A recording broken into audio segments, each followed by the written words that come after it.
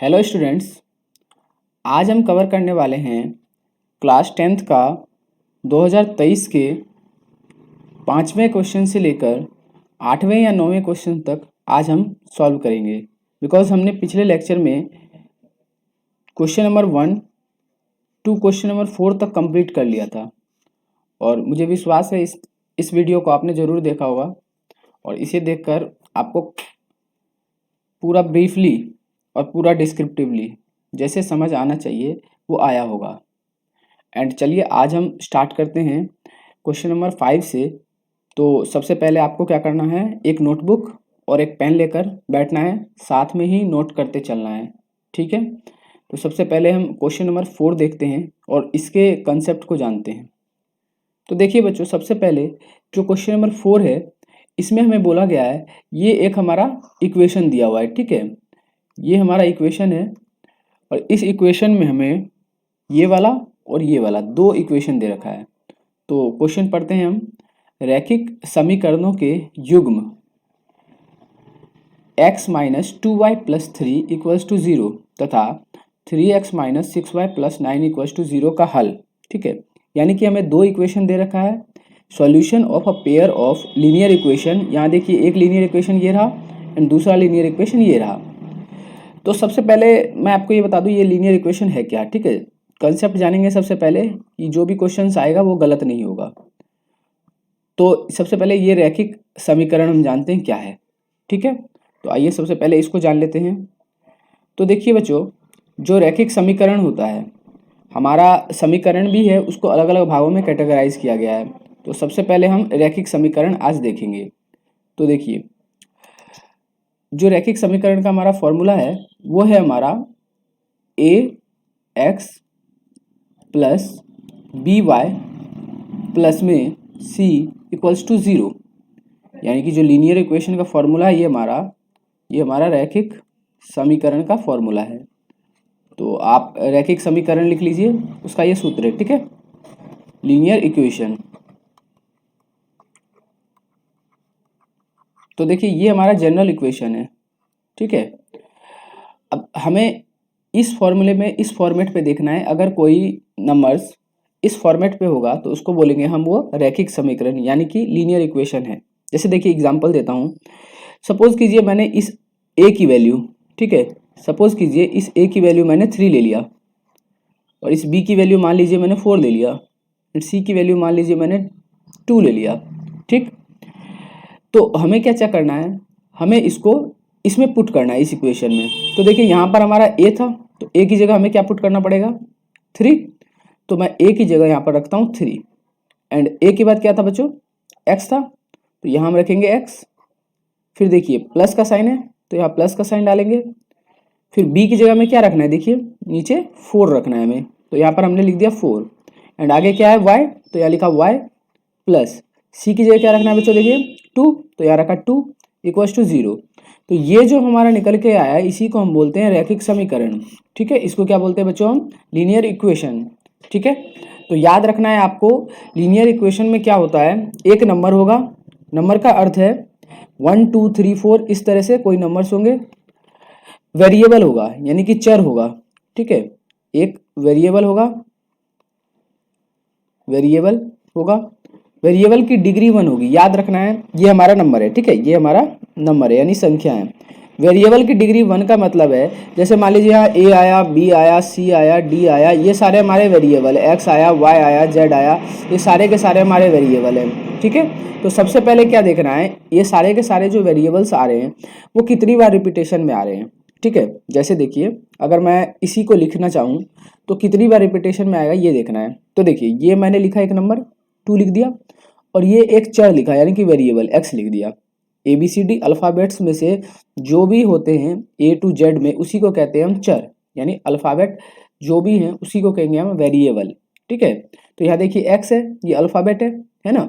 इसी तरह अगर मैं यहाँ 4 लिख दूँ और दूसरा y लिख दूँ सपोज कीजिए, तो ये भी अल्फ़ाबेट्स में है, तो ये भी हमारा वेरिएबल है।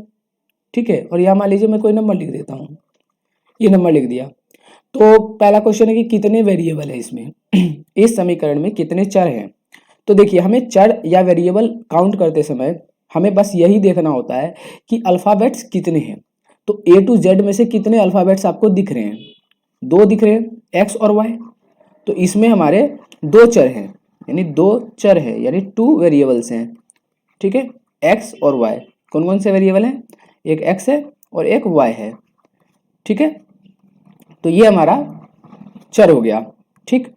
बस याद रखना क्या है इसमें, हमारा जो ये नंबर है इसके ऊपर पावर या ये डिग्री जो बोलते हैं हम, इसके ऊपर डिग्री जो है वो नहीं होना चाहिए। अगर ये डिग्री मिल जाता है हमें तो ये हमारा रैखिक समीकरण नहीं रहेगा, ठीक है, वो लीनियर इक्वेशन नहीं रहेगा, वो क्वाड्रेटिक या क्यूबिक में चला जाएगा, यानी कि वो द्विघातीय या त्रिघातीय समीकरण में चला जाएगा।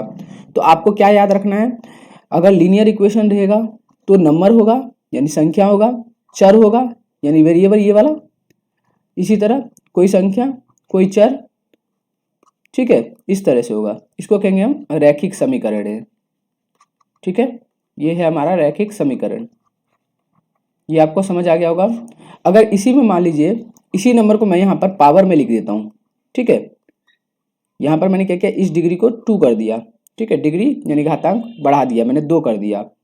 तो अब जैसे ही डिग्री हमारा 2 हो गया तो उसको हम क्या बोल देंगे, वो हो गया हमारा द्विघातीय समीकरण, द्विघातीय समीकरण, ठीक है।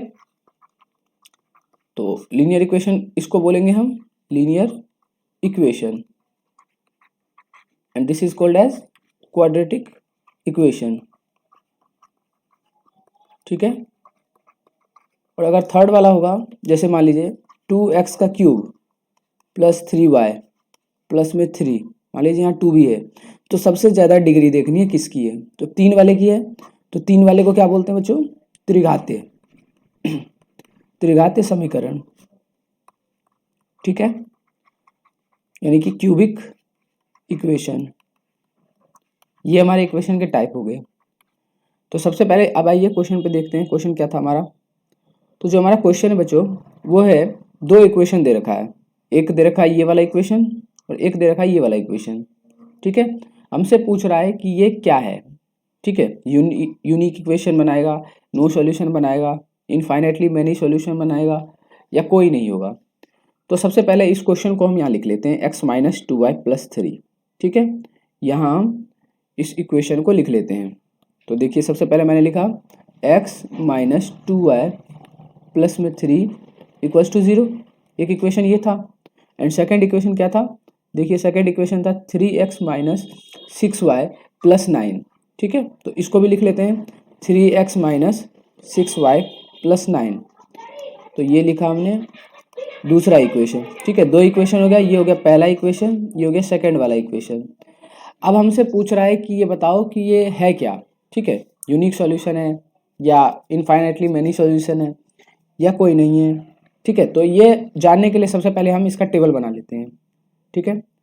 तो सबसे पहले ये 3 तरह के हमारे जो है ये सॉल्यूशन होंगे, ठीक है, इसका हम टेबल बनाते हैं। पहला है हमारा अद्वितीय एक हल, ठीक है, यूनिक सॉल्यूशन। तो हम यहाँ पर लिखते हैं अद्वितीय एक हल, ठीक है, ये साथ साथ आपको बनाते चलना है।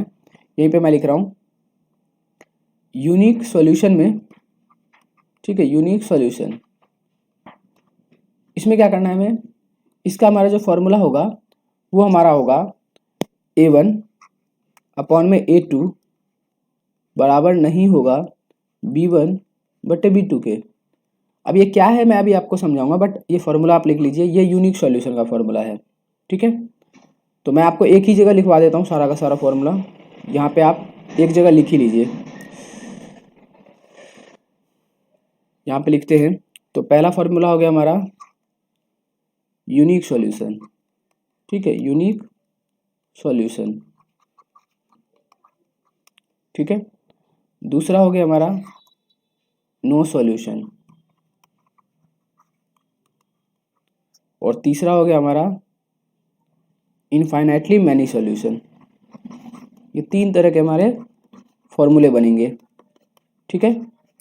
तो इन तीनों फॉर्मूले में हमें चेक करते जाना है। तो सबसे पहला जो फॉर्मूला है यूनिक सॉल्यूशन वो होता है हमारा a1 बटे में a2 is not equals to b1 upon b2, ठीक है, इसको हिंदी में भी अभी लिखवाऊंगा मैं। नो सॉल्यूशन का फॉर्मूला होता है a1 upon a2 is equals to b1 upon b2 is not equals to C1/C2। ठीक है, ये क्या है अभी आपको समझ आ जाएगा। थर्ड वाला लिखिए A1/A2 is equals to B1/B2 is equals to C1/C2। ठीक है, ये तीन फॉर्मूले हैं। तो यूनिक सॉल्यूशन जो है हमारा, यूनिक सॉल्यूशन को हिंदी में कहते हैं बच्चों, यहाँ देख लीजिए, अद्वितीय एक हल। ठीक है, अद्वितीय एक हल। तो यहाँ पे क्या लिख लेंगे, पहले में हम अद्वितीय एक हल, यहाँ पे लिख लीजिए अद्वितीय एक हल। ठीक है, ये एक हल का फॉर्मूला है। दूसरे वाले को बोलते हैं कोई हल नहीं। ठीक है, दूसरे वाले को बोलेंगे कोई हल नहीं, ये नो सॉल्यूशन का फॉर्मूला हो गया। एंड तीसरे वाले को बोलेंगे अपरिमित रूप से अनेक हल। ठीक है, तो इसमें लिख लेते हैं अनेक हल, अपरिमित रूप से अनेक हल। ठीक है, ये तीन फॉर्मूले हमारे बन गए। तो अब ये आप लिख लीजिए पहले। ठीक है, इसको मैं आपको थोड़ा सा छोटा कर देता हूँ, या आप स्क्रीनशॉट ले लीजिए इसका, तीनों का। ठीक है, अब देखिए यहाँ पर जो हमारा ये फॉर्मूला बना था, unique solution, no solution, infinitely many solution, तो इस फॉर्मूले के बारे में थोड़ा सा जानकारी ले लेते हैं। ठीक है, इसको हम थोड़ा जान लेते हैं कि क्या था क्या नहीं था। तो सबसे पहले यहाँ पर देख लीजिए, जो यूनिक सॉल्यूशन है, ये वाला यूनिक सॉल्यूशन, इसी को हम कहते हैं इंटरसेक्टिंग लाइन, इंटरसेक्टिंग लाइंस। ठीक है, इसको हिंदी में कहते हैं बच्चों प्रतिच्छेदित रेखा, प्रतिच्छेदित रेखा। ठीक है, एंड जो सेकंड वाला आपका नो सॉल्यूशन है, इसको हम कहते हैं पैरेलल लाइंस। क्या कहते हैं बच्चों, पैरेलल लाइंस। ठीक है, यानी कि समानांतर रेखाएं, समानांतर रेखा। ठीक है, इसको हम कहते हैं समानांतर रेखा। एंड ये जो आपको थर्ड वाला दिख रहा है, इसको क्या कहते हैं बच्चों, इसको कहते हैं को इंसिडेंट लाइंस। हिंदी में कहते हैं बच्चों संपाती रेखा, संपाती रेखा। ठीक है, पेपर में, बोर्ड में इस तरह के क्वेश्चंस आते ही हैं, हर बार आते हैं, रिपीट होते हैं। तो इन फॉर्मूले को आपको याद कर लेना है सभी को। ठीक है, इसके बाद आपको एक और चीज़ बताता हूँ जो थोड़ा इंटरेस्टिंग है। इसमें जो आपको ये पहला वाला दिख रहा है, यानी कि इंटरसेक्टिंग लाइन वाला जो दिख रहा है, और जो आपको ये कोइंसिडेंट वाला दिख रहा है, ये वाला। ठीक है, यानी कि पहला और तीसरा, इन दोनों को मिला के बोलते हैं बच्चों कंसिस्टेंट, कंसिस्टेंट। ठीक है, कंसिस्टेंट का मतलब होता है संगत। इसका क्या मतलब होता है बच्चों, संगत। तो संगत जब भी पूछेगा या कंसिस्टेंट जब भी पूछेगा, तो इसमें हमें क्या करना है, ये लिखना है। ठीक है, कंसिस्टेंट वाले में हमें चेक करना है कि क्या इसमें है या इसमें है। और ये जो सेकंड वाला दिख रहा है बच्चों, इसी को कहते हैं हम इनकंसिस्टेंट, इनकंसिस्टेंट यानी कि असंगत, असंगत। इससे आपके हर एक क्वेश्चन इस पैटर्न के सॉल्व हो जाएंगे। तो इसका आप फोटो ले लीजिए या स्क्रीनशॉट या लिख लीजिए। ठीक है, तो आप ये सब समझ आ गया आपको। जो नो सॉल्यूशन वाला है उसको याद रखना है, वो इनकंसिस्टेंट वाला है। ठीक है, यानी कि असंगत वाला है, बाकी दोनों संगत हैं। ठीक है, इतना याद रखना है। अब आइए क्वेश्चन क्या कह रहा है, अब उस पर चलते हैं। ठीक है, जो ये हमारा क्वेश्चन था, इस क्वेश्चन में हमारा दो इस तरह से बन रखे थे। ठीक है, इक्वेशन, ये दो इक्वेशन है। तो सबसे पहले चेक करना है। ठीक है, सबसे पहले चेक करना है हमें कि ए क्या है। देखिए, इसके ऊपर मैं लिखता हूँ ax प्लस में by प्लस में c इक्वल्स टू 0। ठीक है, ये लिख दिया। अब यहाँ देखिए, यहाँ पर कुछ नहीं है तो 1 मानेंगे। ठीक है, तो a की वैल्यू क्या हो जाएगी बच्चों, 1। तो यहाँ हम लिख लेते हैं a की वैल्यू आ गई 1। अब b देखिए, ये y है, यहाँ भी y है। तो इसके पीछे जो ये b की वैल्यू है, ये क्या दिख रहा है बच्चों आपको, -2। माइनस रहेगा तो लेना है, तो b की वैल्यू क्या होगा, -2। एंड c बताइए बच्चों, c देखो आपको सीधा दिख रहा होगा 3, तो c की वैल्यू क्या आ रहा है 3। इसी तरह दूसरे वाले में अगर ax माने, ax प्लस में by प्लस में c इक्वल्स टू 0, तो देखिए दूसरे वाले में आपको a क्या दिख रहा है, यहाँ 3 दिख रहा होगा। तो a की वैल्यू बच्चों लिख देंगे यहाँ पे 3। b क्या दिख रहा है, b आपको देखिए -6 दिख रहा होगा, है ना, -6। तो b की वैल्यू क्या लिख देंगे बच्चों, -6। एंड c क्या है बच्चों, देखिए c है 9, तो c लिखेंगे यहाँ पर 9। ठीक है, अब देखिए ये ए बी सी तीनों एक जैसे दिख रहे हैं, इसीलिए इसको हम नेमिंग कर देते हैं। इसको हम A1 डालें, ठीक है, इसको हमने A1 किया, इसको A2 किया, इसको B1 किया, इसको B2 किया, इसको C1 किया एंड इसको C2 किया। ये नेम अलग अलग डालने के लिए, क्योंकि ये सेम दिख रहे थे। ये बात समझ आया? तो जो आपको ये A1 A2 दिख रहा है ना, ये वाला, ये यही है, ठीक है। देखिए A1 A2, ठीक है। अब आपको समझ आ गया होगा A1 A2 B1 B2 क्या है। अब इस नंबर को हम चेक करते हैं सॉल्व करने का, ठीक है। तो यहाँ पर मैं इसको सॉल्व करने की कोशिश करेंगे, ठीक है। तो यहाँ पर मैं इसको नीचे वाले को इरेज कर देता हूँ। अब देखिए यहाँ पे सॉल्व करने की कोशिश करते हैं, ठीक है। तो देखिए सबसे पहले A1 अपॉन में A2 हमारा क्या है। देखिए A1 क्या था हमारा 1 एंड A2 क्या है 3, तो यहाँ लिखेंगे 1 अपॉन 3। B1 अपॉन B2 क्या था हमारा, बताइए। B1 ये रहा -2, तो यहाँ लिखेंगे -2, और B2 क्या है -6, तो यहाँ लिखा -6। C1 अपॉन C2 क्या है 3 अपॉन 9, है ना, ये रहा देखिए 3 अपॉन 9, ठीक है। तो ये तीन चीज़ें तो हमें पता चल गई, A1 A2 B1 B2 C1 C2। अब हमें चेक करना है कि ये तीनों इनमें से किस लाइन में था, ठीक है। तो चेक कर लेते हैं। तो देखिए सबसे पहले अगर इन नंबर्स को हम बराबर पे रखेंगे, इन तीनों नंबर को अगर हम इक्वल में रखेंगे तो क्या ये कैंसिल होगा, ये चेक करना है हमें।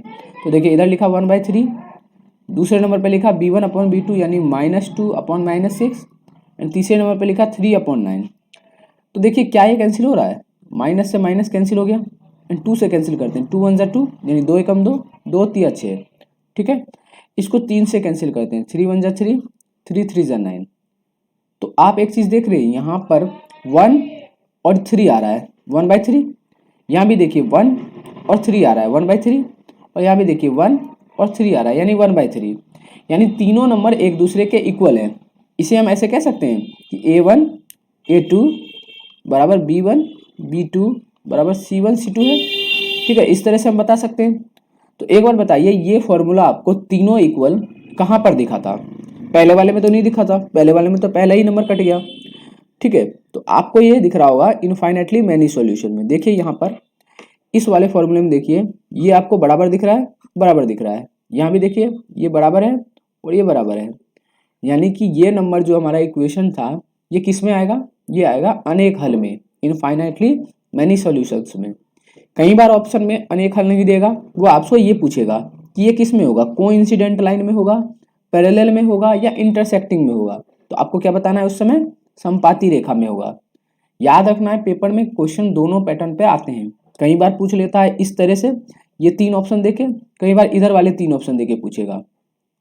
तो अगर ऑप्शन है अनेक हल, कोई हल नहीं, ठीक है, या अपरिमित रूप से एक हल, ठीक है, तो अलग अलग अगर क्वेश्चन दे रहा है तो उस पैटर्न पे हमें देखना है। तो इसका आंसर क्या हो जाएगा, इनफाइनाइटली मैनी सॉल्यूशंस, ठीक है, यानी अनेक हल। तो देखते हैं क्या ऑप्शन में अनेक हल है। तो देखिए यहाँ पर हमें पहला ऑप्शन एक हल मिल रहा है। तो एक हल वाले का फॉर्मूला क्या होता है बच्चों, बताइए आप, अभी आपने पढ़ा था एक हल वाले का फॉर्मूला। हाँ, एक हल वाले का क्या होता है, A1 upon A2 is not equals to B1 upon B2, है ना, यही था। तो ये वाला हमारा फॉर्मूला बना था अभी जो सॉल्व किया था इक्वेशन को, नहीं बना था, ये तो कैंसिल हो गया। कोई हल नहीं वाले का बच्चा क्या था, A1 अपॉन A2 बराबर है B1 अपॉन B2 और इक्वल्स टू नहीं है C1 अपॉन C2 के। तो ये भी था क्या, नहीं था, क्योंकि यहाँ पर हमारा इक्वल आ रहा था 1/3 1/3 1/3, तीनों बराबर थे, ये भी नहीं होगा, यानी कि अपरिमित रूप से अनेक हल। इसका फॉर्मूला क्या था बच्चों, A1 अपॉन में A2 is equals to B1 upon B2 is equals to C1 upon C2, और यही तो हमने देखा था अभी 1/3 1/3 1/3, यानी आंसर हमारा C वाला पार्ट होगा। तो इस तरह क्वेश्चन आप सॉल्व कर लेंगे, मुझे भरोसा है। अब ये वाले क्वेश्चन पे मैं आपको एक पैटर्न पे क्वेश्चन दे देता हूँ, आप सॉल्व करके देखिएगा। 3x minus 6y plus 5 equals to 0, 2x minus 9y plus में 10 इक्वल्स टू 0। इस क्वेश्चन को आप इसी पैटर्न पे सॉल्व करिए और बताइएगा कि इसमें हमारा क्या होगा, यानी इन्हीं तीनों ऑप्शन में से कौन सा होगा, ठीक है। तो ये वाला क्वेश्चन हमारा कंप्लीट हो गया। अब जो नेक्स्ट क्वेश्चन है हमारा, नेक्स्ट क्वेश्चन में AP बोल रखा है हमारा, ये सारे के सारे AP हैं, ठीक है। और हमसे पूछ रहा है 10वां पद कौन सा है, यानी 10th टर्म पूछ रहा है बच्चों। तो 10th टर्म निकालने के लिए सबसे पहले आपको इसके कंसेप्ट को जान लेना चाहिए, बिकॉज आप कंसेप्ट जान लेते हैं तो आपको हर एक क्वेश्चन ईजी लगने लगता है। तो सबसे पहले ये AP क्या है, ठीक है, मैं आपको डिटेल में बताता हूँ। तो देखिए, बिकॉज क्या है ना, एक बार हमने 2023 के क्वेश्चन डिटेल में कर लिए, तो फिर क्या 2022-21 के क्वेश्चन को आपको मैं इतने डिटेल में नहीं बताऊंगा, बिकॉज वो आपको आते होंगे, उसमें हम जल्दी जल्दी सॉल्व करेंगे।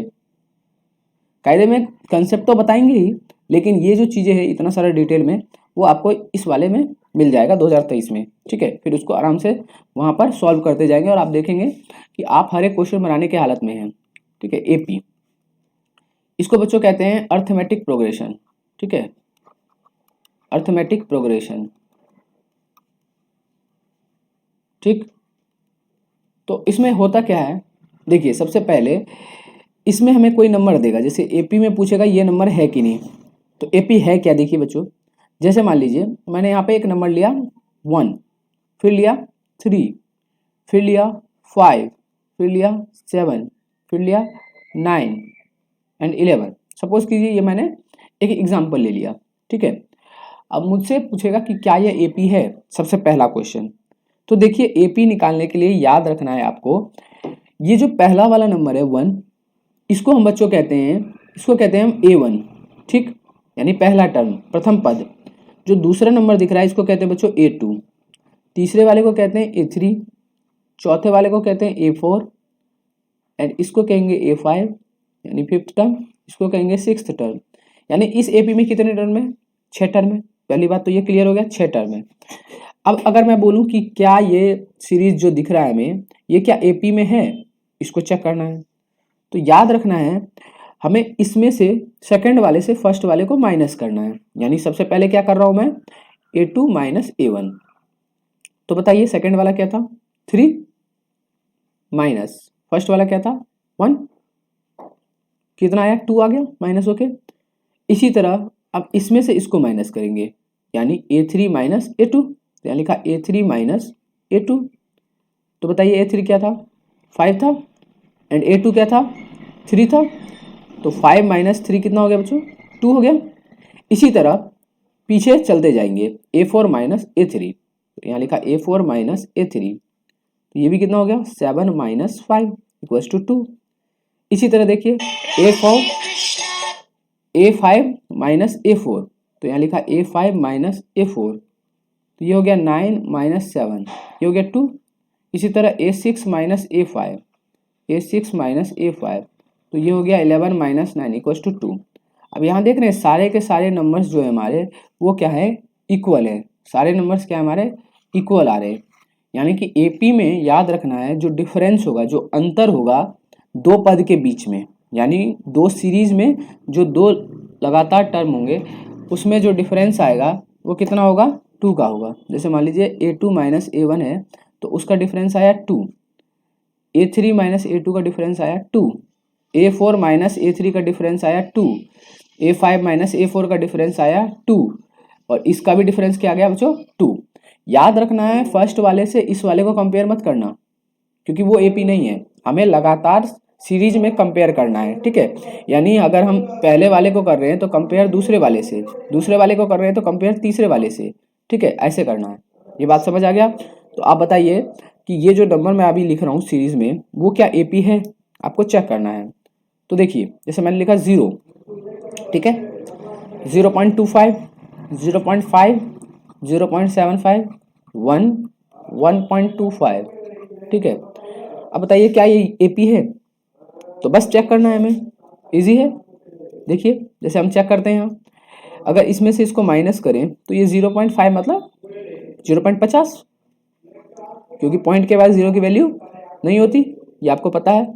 और ये 0.25 है, यानी इसमें से इसको माइनस करेंगे तो देखिए माइनस करिए, 10 में से 5 तो 5 आएगा, ये बन जाएगा 4, 4 में से 2 तो 2 आ गया, यानी कितना आया बच्चों 0.25, इसका डिफरेंस। अब इसमें अंतर देखिए, 0.75 में से 50 घटाइए, तो यहाँ पे आपको दिखाता हूँ घटा के 0.50, तो ये 5 में से 0 गया तो 5, 7 माइनस 5 2 हो गया। यहाँ भी देखिए वही नंबर आ रहा है, 0.25।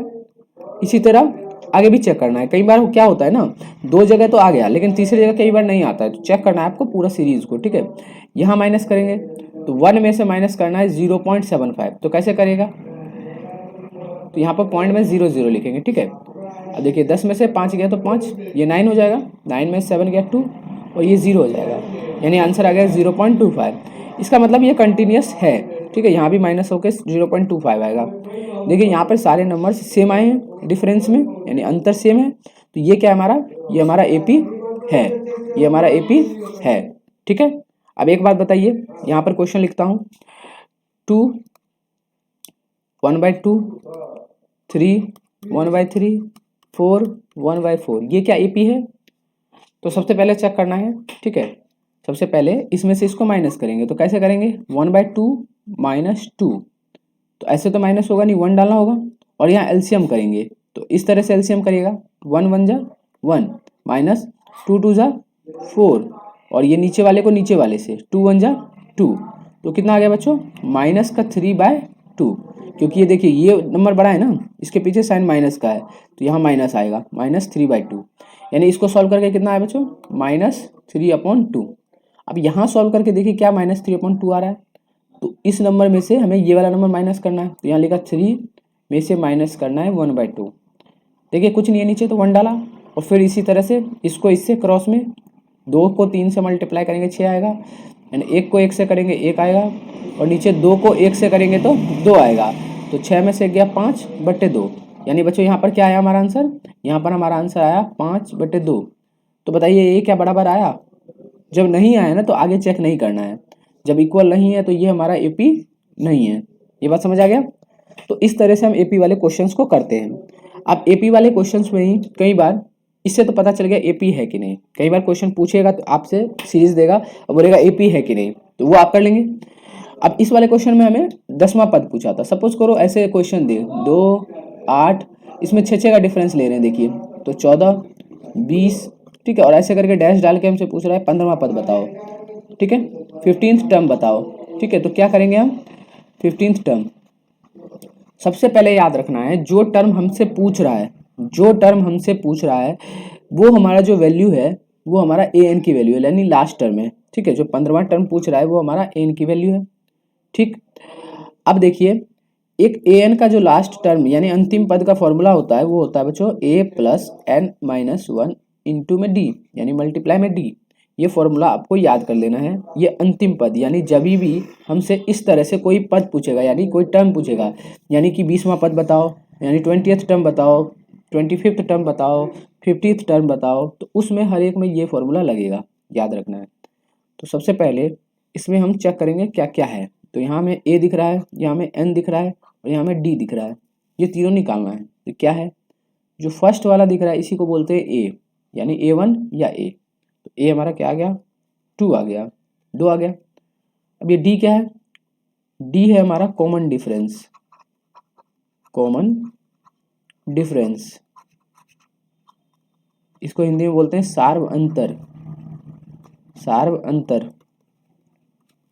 तो इसका फॉर्मूला क्या होता है, A2 - A1, ठीक है। तो देखिए ये मैंने बोला A1 है या A है, ये A2 है हमारा सेकंड वाला, तो A2 में से A1 माइनस करेंगे, यानी कि A2 क्या है बच्चों 8 है और A1 क्या है 2 है, तो माइनस करके कितना आया 6 आ गया। तो यहाँ D की वैल्यू कितनी आ गई 6, तो हमारा A आ गया D आ गया। अब N कितना है, तो N क्या है, ये जो टर्म दे रखा है यही हमारा N है, जो टर्म देगा वही हमारा N होता है, याद रखना। ये जो टर्म देगा यहाँ पे ये हमारा N की वैल्यू है, तो N की वैल्यू कितनी आ गई बच्चों 15 आ गई।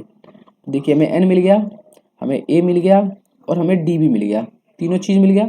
अब इस फॉर्मूले में हम रख देते हैं। तो देखिए A N, यहाँ पे N दिख रहा है, तो N की जगह क्या था बच्चों 15, तो यहाँ पे A 15 लिख देंगे 15 इक्वल्स टू A देखिए क्या है 2 था, तो यहाँ लिखेंगे 2 + N, N आ गया। N की वैल्यू क्या है फिर से बताइए 15, तो यहाँ लिखेंगे 15 - 1, क्योंकि यहाँ पे N - 1 है। और D की वैल्यू क्या है बच्चों, ये देखिए 6, तो D की वैल्यू यहाँ लिख देंगे 6। यहाँ तक आपको क्लियर हो गया होगा। अब देखिए यहाँ लिखेंगे फिर से A 15 बराबर 2 + अब पहले ब्रैकेट को सॉल्व करेंगे, 15 में से 1 घटेगा तो 14 आएगा बच्चों, और ये यहाँ बाहर में 6 है, यहाँ फिर से A15 लिखेंगे, A15 यहाँ लिखेंगे 2 प्लस। अब देखिए यहाँ पर जो ये ब्रैकेट का साइन दिख रहा है ना, ये आपको इससे मल्टीप्लाई करना है, याद रखना है, मल्टीप्लाई करना है। कई बार बच्चे 2 + 1 4 6 लिख के आ जाते हैं, ये गलत है, ठीक है, इसको इससे मल्टीप्लाई करना है। तो 14 को 6 से मल्टीप्लाई करेंगे तो कितना आएगा 84 यानी 84, ठीक है। तो A15 बराबर इसको इसमें ऐड करना है, यानी 84 में 2 ऐड करोगे तो कितना आएगा बच्चों 86, 86। तो जो 15वां टर्म है वो कितना आ गया 86 आ गया, ठीक है, 86 आ गया, ये हमारा आंसर हो गया, ठीक है। तो आइए क्वेश्चन पे मूव करते हैं। क्वेश्चन क्या था हमारा, इसको हम सॉल्व करने की अब कोशिश करते हैं। हमारा क्वेश्चन 3, 7, 11 और 15 है ना, 3, 7, 11, 15। पहले बताइए एपी है कि नहीं, तो चेक करिए। 7 में से 3 घटाइए कितना आएगा 4, 11 में से 7 घटाइए 4, 15 में से 11 घटाइए 4, यानी देखिए ये सीरीज चल रहा है तो एपी है। पहली बात तो कंफर्म हो गया एपी है, ठीक है। अब दूसरी बात है, ये पूछ कौन सा टर्म रहा है हमसे 10वां टर्म। तो मैंने आपको बताया जो टर्म पूछेगा वो क्या है हमारा n है, यानी n की वैल्यू कितना है बच्चों 10 दे रखा है, ठीक है। तो अब यहाँ पे हम इसको सॉल्व करते हैं। तो देखिए एक 3 है, एक 7 है, एक 11 है और एक 15 है, ठीक है। अब पहला नंबर जो होगा उसको क्या बोलते हैं बच्चों a, यानी a की वैल्यू हमारा यहाँ क्या मिल गया 3 मिल गया। एंड मैंने आपको बताया था ये वाला नंबर a1 है या a है, ये वाला नंबर a2 है। और d कैसे निकालते हैं बच्चों a2 माइनस a1, यानी कि 7 माइनस 3। तो 7 में से 3 माइनस करेंगे तो कितना आएगा 4, यानी d भी आ गया। और n तो हमें मिल ही रखा है 10, क्योंकि 10वां टर्म पूछ रहा है। तो अब हमसे सॉल्व हो जाएगा ये क्वेश्चन। जैसे देखिए यहाँ पर सॉल्व करके देख लेते हैं, ये वाला क्वेश्चन यहाँ पे हम सॉल्व करके देख लेते हैं। तो देखिए सबसे पहले क्या करेंगे an का फॉर्मूला लिखेंगे, ठीक है। an का फॉर्मूला क्या होता है बच्चों, n का फॉर्मूला होता है a plus n minus 1 into में d। तो वो हम यहाँ पे लिख लेते हैं। तो यहाँ लिखते हैं a n equals to a plus n minus 1 into में d, ठीक है, ये फॉर्मूला हो गया। अब देखिए a n की जगह क्या है बच्चों 10वां पद, तो यहाँ लिखेंगे 10 इक्वल्स टू a बताइए कितना निकला था हमारा, a हमारा निकला है 3, है ना। तो यहाँ लिखेंगे 3 प्लस n कितना है बच्चों 10, तो यहाँ पे लिख देंगे 10 माइनस 1, और d कितना है d देखिए यहाँ पर 4 आ रहा है, तो d की जगह क्या लिख देंगे 4 लिख देंगे। यहाँ पर कंटिन्यू करेंगे a10 इक्वल्स टू यहाँ 3 लिखेंगे प्लस 10 में से 1 माइनस हुआ तो कितना आएगा 9, और यहाँ पर ब्रैकेट के बाहर 4 है यानी 4 है। तो a10 कितना हो जाएगा 3 प्लस 9 को 4 से मल्टीप्लाई कीजिए, 9 4 ज़र 36, मतलब 9 चौक 36।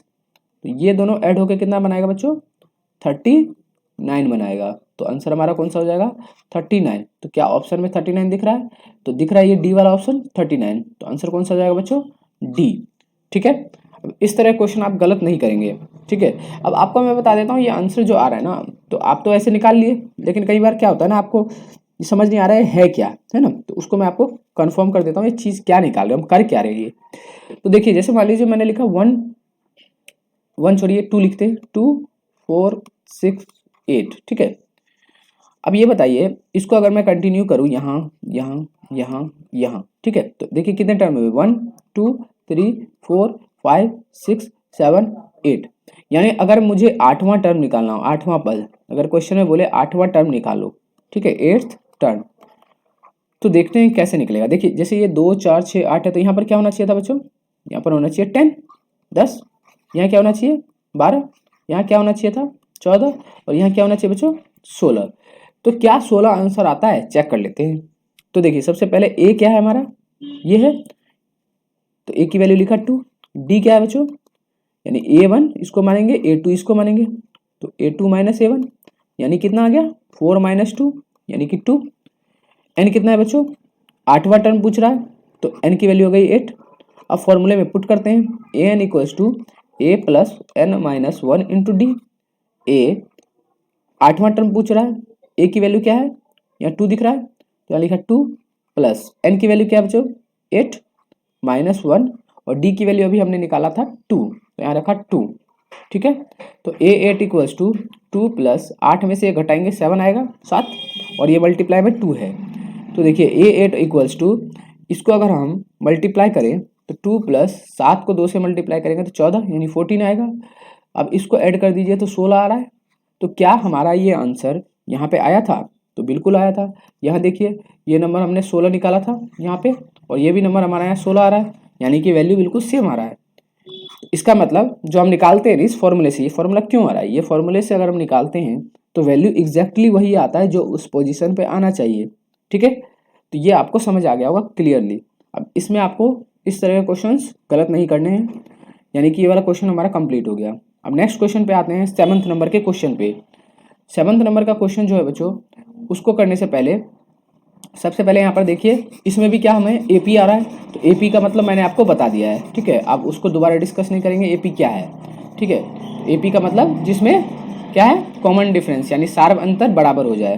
जैसे पहले वाले को दूसरे वाले से अगर सॉल्व करते हैं a2 माइनस a1, तो वो बराबर हो जाए अगले वाले नंबर के, है ना। यही देखा था हमने, यानी कि यहाँ 2 था, यहाँ 4 था, यहाँ 6 था, तो यही देखा था, ये वाला डिफरेंस 2, ये वाला डिफरेंस 2, तो ये एपी में है ना। तो यहाँ पर क्या बोल रहा है, एपी का तीसरा, है ना, और 9वां पद 4 और -8 है, तो छठा पद पूछ रहा है। यानी कि क्वेश्चन इंग्लिश में पढ़ते हैं, if third and 9th term of an AP are 4 and -8 respectively, then it's 6th term is, यानी कि थर्ड टर्म और 9th टर्म दे रखा है। तो एक बात बताइए, जो हमारा ये an वाला फॉर्मूला था, an वाला फॉर्मूला, तो उसमें मैंने बताया था आपको 8th टर्म पूछेगा तो 8 रखना है। यहाँ कौन सा टर्म पूछ रहा है, थर्ड, तो यहाँ क्या 3 रखेंगे, रखेंगे, बिल्कुल रखेंगे, क्योंकि हमारा फॉर्मूला क्या था, an equals to a plus N minus 1 into D, है ना। तो देखिए ए एन की जगह क्या रखा हमने, थर्ड, क्योंकि तीसरा टर्म पूछ रहा है, और 9th टर्म पूछ रहा है, तो अगला क्या रखेंगे, 9, है ना, यही रखेंगे, 9वां टर्म और तीसरा टर्म। तो फॉर्मूला क्या है, a प्लस एन, एन कितना है बताओ, एन है 3 फिर से, तो 3 माइनस 1, और डी कितना है, कुछ नहीं अभी हमें पता, तो ये हो गया a प्लस 3 में से घटा बचा तो 2 आया, 2 आया, यानी a3 हमारा कितना आ गया, a3 हमारा आ गया ये नंबर, ये हमारा नंबर a3 आ गया, है ना।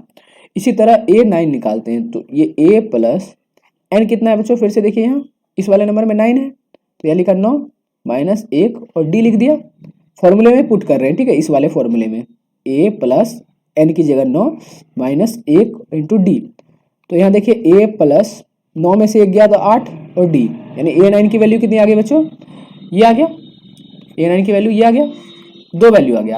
अब इसमें आप कुछ कॉमन देख रहे हैं, इसमें आप कुछ कॉमन देख रहे हैं, यहाँ देखिए ये वाला नंबर में आपको कुछ कॉमन दिखेगा, जैसे यहाँ देखिए यहाँ 3 है, तो 3 में से 1 घटा देंगे तो कितना आ जाएगा, 2 आएगा, 3 माइनस 1 2, यहाँ देखिए 9, 9 में से 1 माइनस किए तो 8, 1 माइनस करना है, जैसे A20 अगर पूछता तो क्या लिखते हैं, a प्लस यहाँ कर देते 19d, A50 पूछता तो क्या करते a प्लस 49d, है ना।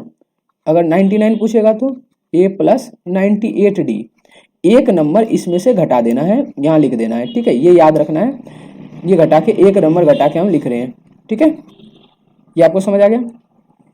तो ये दोनों नंबर हमें दे रखा है, तो सबसे पहले हमें a प्लस 2d और a प्लस 8d यहाँ लिख लेते हैं। ठीक है, a plus 2d and a plus 8d, यहाँ हमने लिखा फर्स्ट a प्लस 2d। ठीक है, यहाँ लिखते हैं a प्लस 2d, यानी ये थर्ड टर्म था।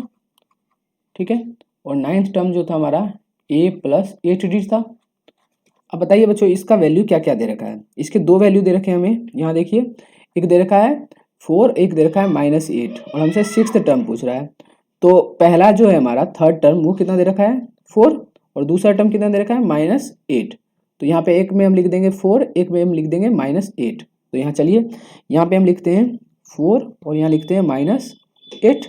ठीक है, ये हो गया, और हमसे पूछ रहा है छठा टर्म यानी 6th टर्म, तो 6th टर्म का फॉर्मूला क्या होता है बच्चों, जैसे यहाँ बताया 1 माइनस करना है, तो यहाँ भी 1 माइनस करिए, 6 में से 1 माइनस करेंगे तो 5 आएगा, यानी ये हमसे पूछ रहा है ना, ये हमसे पूछ रहा है। तो सबसे पहले हम इस 2 इक्वेशन को सॉल्व करेंगे। तो इसमें हमारा पहला इक्वेशन ये है a plus 2d equals to 4। ठीक है, यहाँ तक पूरा इक्वेशन है, और दूसरा इक्वेशन आपको ये दिख रहा है a plus 8d equals to -8।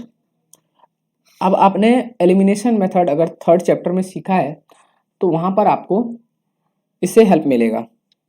देखिए जैसे ये नंबर a है, ये भी नंबर a है, तो हम क्या करते हैं, इसके पीछे क्या साइन है, इसके पीछे साइन प्लस का होता है। अगर कोई साइन नहीं दिखेगा तो बच्चों प्लस साइन मानेंगे। तो प्लस का अपोजिट यानी उल्टा क्या होता है, माइनस। ठीक है, यहाँ भी प्लस है, यहाँ भी प्लस है, प्लस का उल्टा क्या होगा, माइनस होगा। यहाँ माइनस है तो माइनस का उल्टा क्या होता है बच्चों, प्लस होगा। ये नीचे हमें लिख देना है। अब एक बात ध्यान दीजिए, ये जो नंबर है, ठीक है, ये जो प्लस दिख रहा है ना, ये वाला प्लस, इसको आप भूल जाएंगे। ठीक है, अब हमें ये वाला प्लस देखना है और ये वाला माइनस देखना है। तो एक ए प्लस में है और एक ए माइनस में है, तो ये हो गया कैंसिल। ठीक है, ये बात समझ आया। जैसे ए यहाँ भी था, यहाँ भी था, ये भी प्लस में था, ये भी प्लस में था, तो हमने यहाँ माइनस किया, तो इस नंबर को हम, इस साइन को हम भूल जाएंगे। अब ये प्लस वाला होगा और ये माइनस वाला होगा, तो ये दोनों कैंसिल हो जाएगा एक दूसरे से। ठीक है, अब बताइए यहाँ कितना रहा, यानी कि ये माइनस में है ये नंबर, तो माइनस में 8, देखिए माइनस नहीं क्या बोला, ये नंबर भूल जाइए। तो ये माइनस में 8 दिख रहा है और ये ऊपर में प्लस में 2 दिख रहा है, तो यहाँ लिखा प्लस में 2 माइनस में 8। तो बताइए ये घटाएंगे तो कितना आएगा, यानी +2 में से अगर 8 माइनस करेंगे तो माइनस का 6 आएगा, है ना। क्योंकि देखिए 8 में से 2 घटा तो 6, अब साइन बड़े वाले का ये है ना, क्योंकि नंबर कौन सा बड़ा है, 8। 8 के पीछे जो साइन होता है वही लगाते हैं यहाँ। ठीक है, जो भी बड़ा डिजिट होगा उसके पीछे जो साइन होगा वही लगाएंगे। तो यहाँ कितना आया, -6d इक्वल्स टू, अब यहाँ देखिए प्लस है, तो मैंने क्या बोला, ये वाला साइन भूल जाइए। तो ये प्लस में है, ये भी प्लस में है, तो 8 और 4 कितना हो गया बच्चों, 12 ऐड होके, यानी ये हमारा इक्वेशन यहाँ तक आ रहा है। अब आगे हम इसको सॉल्व करेंगे, यानी -6d। तो यहाँ से अगर हम d निकालने की कोशिश करें तो यहाँ पर क्या होता है बच्चों, मल्टीप्लाई का साइन होता है, इधर आएगा, अगर मल्टीप्लाई अगर इक्वल्स टू के उधर जाता है तो डिवाइड में आ जाता है। तो यहाँ नीचे आ जाएगा -6, ये कैंसिल हो गया 2 बार में, यानी बच्चों डी की वैल्यू कितनी आ गई, -2 आ गया। तो एक चीज़ देखिए, डी तो हमारा निकल गया है ना, डी हमारा निकल गया। तो क्या हमें इस वाले में केवल डी चाहिए या ए भी चाहिए, ए भी चाहिए, तो ए निकालना पड़ेगा हमें। तो ए कैसे निकालेंगे, अब इस डी के इक्वेशन को एक में पुट कर देंगे, यानी एक हमने इक्वेशन उठा लिया, a + 2d = 4, ये पहला वाला इक्वेशन। ठीक है, फर्स्ट वाला इक्वेशन हमने उठा लिया। अब इसमें हम पुट करेंगे वैल्यू। ठीक है, तो पुट कैसे करेंगे, a + 2 d की जगह क्या रखेंगे बच्चों, -2, तो यहाँ रखा -2 = 4। तो a प्लस और माइनस क्या होता है बच्चों, ये प्लस और ये माइनस क्या होगा, माइनस होगा, प्लस माइनस माइनस, और 2 को 2 से मल्टीप्लाई करेंगे तो 4 आ गया, और ये 4 तो है ही इधर, है ना। अब देखिए ये माइनस में है, तो माइनस वाला नंबर अगर उधर जाएगा तो प्लस में आएगा, यानी 4, ये उधर जाके क्या हो जाएगा, +4, -4 था तो उधर जाके +4। तो ए की वैल्यू क्या आ गई बच्चों, 8 आ गया। ठीक है, 8 आ गया। अब देखिए हमारा ए आ गया 8 और डी अभी हमने निकाला था, क्या निकाला था, डी आ गया -2, और हमसे 6th टर्म पूछ रहा था, है ना, हमसे 6th टर्म पूछ रहा था। तो हमने फॉर्मूला निकाला था ये वाला, है ना, एक माइनस करके यहाँ से इसको। अब ए की जगह क्या रख देंगे, यहाँ 8, तो यहाँ पर हम रखते हैं ए की जगह 8 + 5, एंड डी की जगह क्या रखेंगे, -2, इसको हमेशा ब्रैकेट में रखना है। ठीक है, -2, तो 8 प्लस और माइनस क्या हो जाएगा बच्चों, माइनस हो जाएगा, 5 2 ज़ार 10 हो गया। तो 8 में से 10 घटाएंगे तो क्या आएगा, वैसे तो घटेगा नहीं, लेकिन अगर हम घटाएं तो माइनस में वैल्यू आएगा, यानी जो A6 की वैल्यू है वो माइनस में आएगा कुछ। तो देखिए उल्टा घटा के देखते हैं, 10 में से 8 घटाएंगे तो कितना आएगा, 2 आएगा, और यहाँ नेगेटिव साइन, इन दोनों में बड़ा कौन सा है, 10, 10 के पीछे कौन सा साइन है, माइनस, तो यहाँ क्या आ जाएगा, माइनस, यानी हमारा जो 6th टर्म है वो कितना आ गया बच्चों, -2, 6th टर्म कितना आ गया, -2। अब चेक करते हैं क्या ऑप्शन में -2 दिख रहा है, तो हाँ बिल्कुल दिख रहा है ये वाला नंबर -2। ठीक है, तो हमारा कौन सा आंसर हो जाएगा बच्चों, हमारा आंसर हो जाएगा डी वाला, डी वाला हमारा आंसर हो गया। ठीक है, ये कंफर्म हो गया आंसर। अब नेक्स्ट क्वेश्चन पे चलते हैं, 8th नंबर का क्वेश्चन। ठीक है, तो इस टाइप के क्वेश्चन में एक आप नोट कर लीजिए, ये सॉल्व करना, ये क्वेश्चन आपको मैं इसमें देता हूँ। ठीक है, ये आपको सॉल्व करना है। तो यहाँ पे क्वेश्चन लिखिए आप कॉपी में। अगर क्वेश्चन है, अगर मान लो 6th टर्म यानी छठा टर्म एंड 9वां टर्म, ठीक है, 9वां टर्म, 6th एंड 9वां, ठीक है, ये ऐसे लिख देते हैं, छठा व 9वां, ठीक है, 9वां पद 4 व 5 है। ठीक है, तो 15वां पद क्या होगा, ठीक है, ये पूछ रहा है। यानी if 6th and 9th term of an AP is 4 and 5, find 15th term। ठीक है, इसको सॉल्व करके देखिएगा क्या सॉल्व होता है। ठीक है, तो ये वाला क्वेश्चन हमने सॉल्व कर लिया। अब आगे नेक्स्ट क्वेश्चन पे बढ़ते हैं। ठीक है, तो जो नेक्स्ट क्वेश्चन है हमारा वो ये हमारा ट्राइंगल पे बेस्ड है। ठीक है, यानी त्रिभुज पे बेस्ड है। अब ऐसे क्वेश्चन को कैसे करते हैं, ठीक है, तो सबसे पहले ऐसे क्वेश्चन को करने के लिए इसका ट्रिक होता है। ठीक है, यानी इजीली हो जाता है सॉल्व, बिकॉज 1 मार्क्स के हैं तो मैं आपको थोड़ा सा इसको इजीली भी करके दिखाऊंगा, क्योंकि ये वाले क्वेश्चन ना 2 मार्क्स में भी आते हैं। ये जो हमने अभी किया था ना ये वाला क्वेश्चन, और 3 मार्क्स में भी आता है कई बार। तो ये वाला क्वेश्चन इसीलिए समझना जरूरी था बढ़िया से। अब ऐसे क्वेश्चन को देखिए कैसे करते हैं। ऐसे क्वेश्चन को करने के लिए सबसे बेस्ट है यहाँ पे हमें कॉन्ग्रुएंसी, यानी कि इसका फॉर्मूला पता होना चाहिए ट्रायंगल का, जब 2 भागों में ये बढ़ता है। ठीक है, याद रखना है जब भी त्रिभुज को ऐसे 2 भागों में हम काटते हैं इस तरह से, तो एक थ्योरम होता है जिसमें हमें बोलता है कि इधर वाला, देखिए जैसे एक ट्रायंगल है, ये एक ट्रायंगल है, इसको मैंने 2 भागों में ऐसे काट दिया। ठीक है, तो अब क्या करना है, इसमें 2 नंबर है। ठीक है, एक नंबर हमें ऊपर दिखेगा, एक नंबर हमें नीचे दिखेगा। जैसे देखिए यहाँ पर A, यहाँ लिखा B, यहाँ लिखा C, यहाँ लिखा D, यहाँ लिखा E। ठीक है, तो यहाँ से यहाँ तक की जो लंबाई होगी और यहाँ से यहाँ तक की जो लंबाई होगी, तो यहाँ से यहाँ तक की लंबाई जो होगी और यहाँ से यहाँ तक की जो लंबाई होगी वो आपस में एक दूसरे के इक्वल होंगे। कैसे, जैसे देखिए यहाँ A है, यहाँ D है, तो यहाँ लिखा AD। ठीक है, अपॉन नीचे वाला इसी लाइन में बढ़ते जाएंगे DB, तो यहाँ लिखा DB, AD अपॉन में DB। इधर क्या आ जाएगा बच्चों, AE, तो यहाँ लिखा AE अपॉन में EC, तो यहाँ लिखा EC। ये होता है हमारा फॉर्मूला। ठीक है, किसी भी ट्रायंगल में जब हमसे 3 अलग अलग साइड्स, यानी कि साइड में भी जो बाइसेक्ट करके, यानी जो भाग 2 भागों में तोड़कर अगर किसी तीसरे नंबर का साइड पूछे, यानी 3 साइड दे रखा हो, अगर चौथे नंबर का साइड पूछ रहा है तो ये फॉर्मूला लगता है। तो देखिए इस वाले में कैसे सॉल्व करेंगे, यहाँ 1.5 है, यहाँ 3 है, यहाँ 1 है ना, तो इसको सॉल्व करके यहाँ कोशिश करते हैं। ठीक है, 1.5 3 1, तो यहाँ पे हमने क्वेश्चन लिख दिया ये वाला। ये डायग्राम में एक था हमारा ऐसा डायग्राम जिसमें हमें यहाँ से कट था। ठीक है, यहाँ था हमारा A, ये B, ये C, ये D और ये E था। यहाँ 1.5 दे रखा था, ये 3 दे रखा था और ये 1 दे रखा था, है ना। यहाँ से यहाँ तक 1.5, यहाँ से यहाँ तक 3 और यहाँ से यहाँ तक 1, और हमसे ये पूछ रहा है, ये क्वेश्चन था।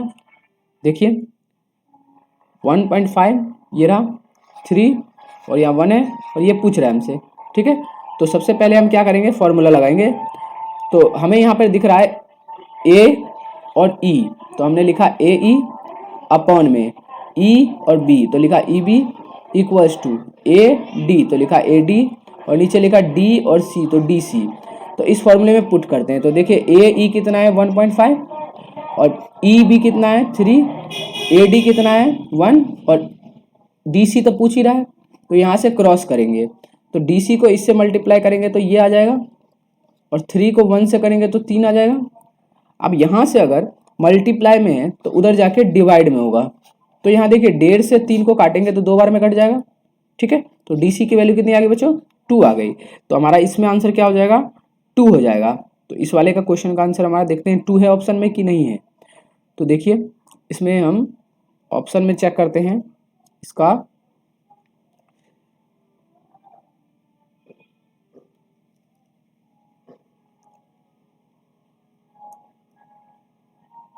चलिए इसका जो है ना ऑप्शन ही नहीं है, तो इसको हम क्या करेंगे, इसका हमारा आंसर सीधे निकालना था लेंथ ऑफ BC। ठीक है, तो लेंथ ऑफ हमसे EC पूछ रहा है, तो EC का लेंथ कितना आ जाएगा बच्चों, 2 सेंटीमीटर। तो यहाँ लिख दिया हमने 2 सेंटीमीटर, ये आपको सॉल्व करना था।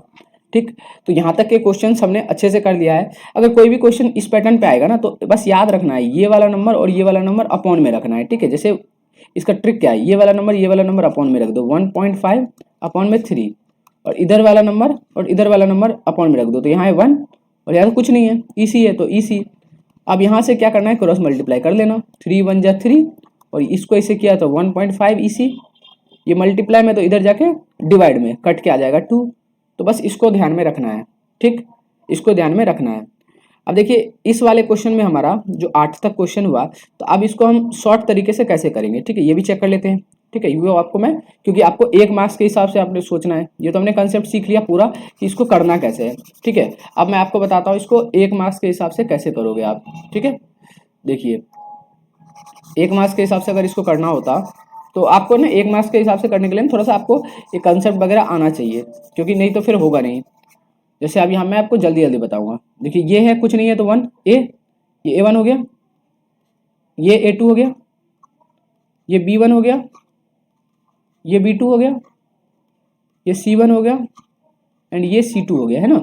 आप कैंसिल करके देखिए 1/3 1/3, तो तीनों में बराबर आ गया नंबर, तो ये हमारा तीनों में बराबर अपरिमित रूप से अनेक हल इसी में आता है, यानी कि इनफाइनेटली मैनी सॉल्यूशन इसमें आता है। तो बस इसमें ऐसे टिक मार के चले जाएंगे। ठीक है, इसमें और कुछ नहीं करना है। तो उम्मीद है आपको ये वीडियो जो है अच्छा लगा होगा। अगले क्लास में हम आगे के लेक्चर्स इसमें कवर करेंगे, तो ये आप इसको कंप्लीट करिए, जब तक ये पढ़िए, खुश रहिए, मस्त रहिए।